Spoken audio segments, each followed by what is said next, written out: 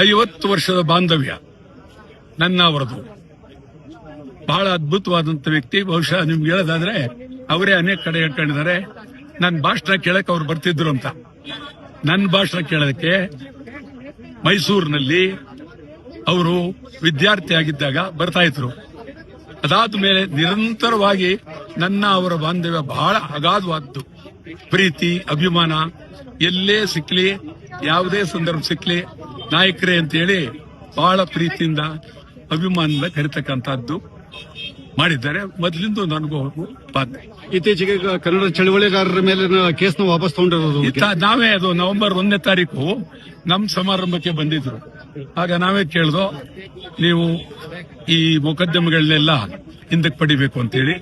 ತಕ್ಷಣ ಇಡೀ ರಾಜ್ಯದಲ್ಲಿ ಚಳವಳಿಗಾರರ ಮೇಲೆ ಇರ್ತಕ್ಕಂಥ ಎಲ್ಲಾ ಮೊಕದ್ದಮೆಗಳನ್ನ ಹೊರಗೆ ತೆಗಿತೀವಿ ಅಂತ ಹೇಳಿದ್ರು.